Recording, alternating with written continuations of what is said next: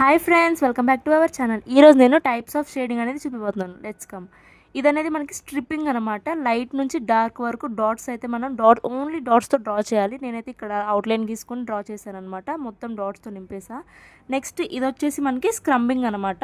స్క్రమ్మింగ్ అంటే ఇట్లా చూపిస్తున్నాను కదా, ఇది స్క్రమ్మింగ్ అండి. ఇది కాదు, ఇదైతే మనకి థిక్ స్క్రమ్మింగ్ అంటుంది. ఇప్పుడు చూపిస్తా చూడండి. ఇక్కడ అవుట్లైన్ గీసుకున్నాను నేను కూడా దీనికి. ఫస్ట్ ఇది థిక్ స్క్రమ్మింగ్ అనమాట, ఇదైతే లైట్ స్క్రమ్మింగ్. నెక్స్ట్ వచ్చేసి మన ఫేవరెట్ క్యూట్ డోరేమోన్ అనమాట. డోరేమోన్ బర్త్డే రోజు నేను ఇదైతే డ్రా చేశానండి.